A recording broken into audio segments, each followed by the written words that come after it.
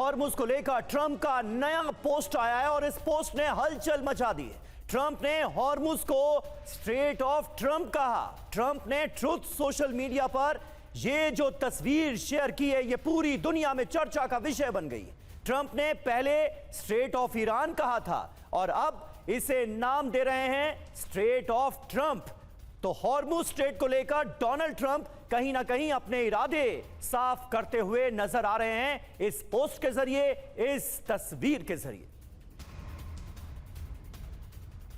तो ये तस्वीर देखिए, इसमें आपको स्ट्रेट ऑफ हॉर्मुज का मैप दिख रहा है, लेकिन आपको लिखा हुआ नजर आएगा स्ट्रेट ऑफ हॉर्मुज की जगह स्ट्रेट ऑफ ट्रंप।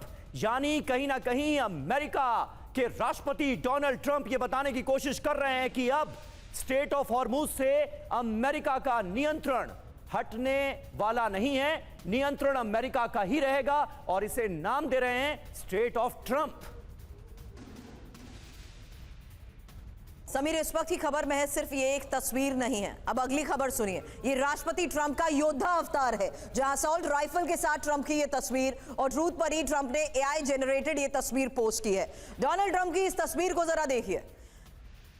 बैकग्राउंड में बमबारी दिखाई दे रही है और तस्वीर का कैप्शन क्या दिया है, और अब अच्छा आदमी नहीं रहा।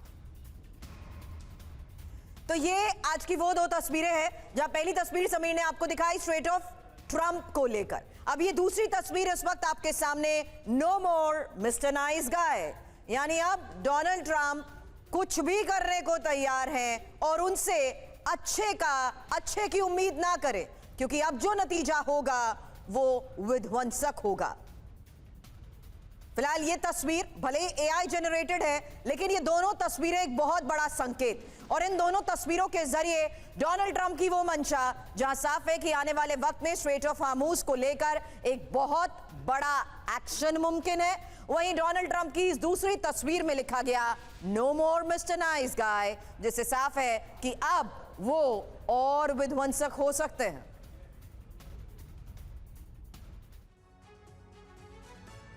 तो देखिए, स्ट्रेट ऑफ हॉर्मुज नहीं, अब straight of Trump. Donald Trump ने अपने इरादे साफ तौर पर जाहिर कर दिए हैं। हॉर्मुज पर ट्रंप का नया दावा क्या है, ये आप देखिए। स्ट्रेट ऑफ हॉर्मुज की नई तस्वीर डोनाल्ड ट्रंप ने पोस्ट की है।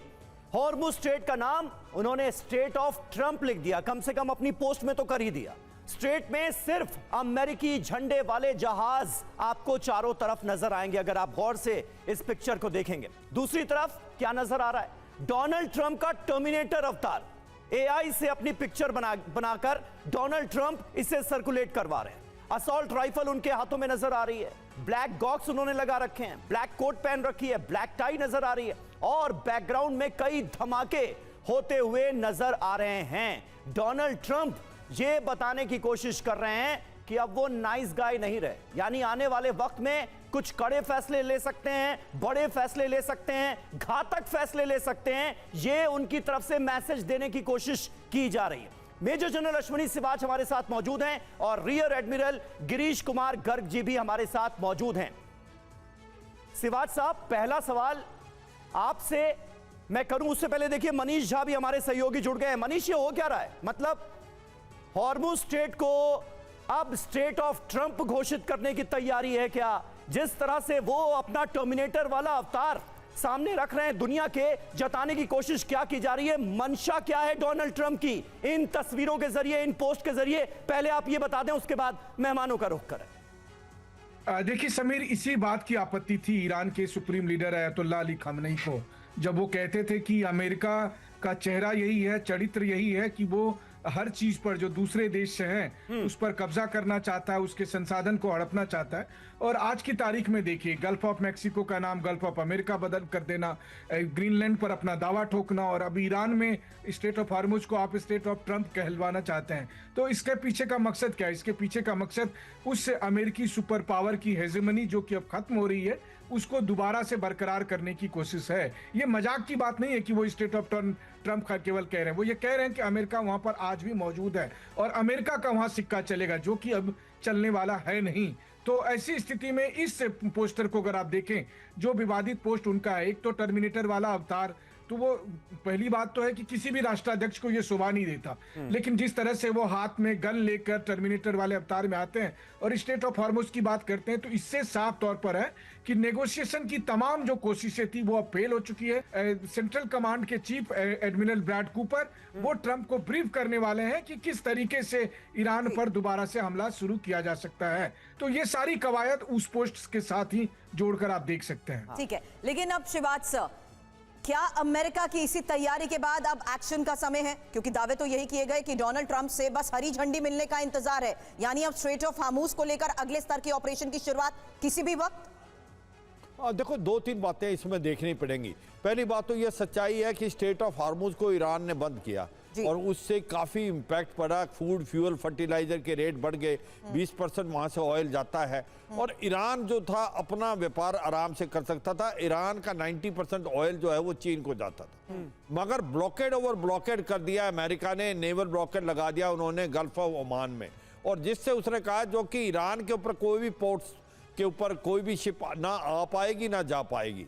तो कहीं ना कहीं ईरान की भी अभी जो इकोनॉमी को इम्पैक्ट हुआ, 400 से 500 मिलियन डॉलर का जो ऑयल जाता था वो जाना बंद हो गया। तो मुझे लगता है कि जो ये अमेरिका की स्ट्रेटजी है वो मुझे लगता है सक्सेसफुल हुई इस लड़ाई के दौरान। आज तक बाकी जहां पर भी अमेरिका ने कोशिश की ईरान को दबाने की, वो नहीं हुआ। कहीं ना कहीं ईरान का पलड़ा भारी था और अमेरिका दलदल में फंसा। मगर जब से नेवल ब्लॉकेड लगाया है वो इफेक्टिव है ग्राउंड पे, और मुझे लगता है कि अमेरिका का अब स्ट्रेटजी क्या होगी। अमेरिका की स्ट्रेटजी होगी कि भाई आप जितनी देर नेवल ब्लॉकेड रखोगे इतना इकोनॉमिक इम्पैक्ट ईरान को होगा, ईरान निगोशिएटिंग टेबल पे आएगा।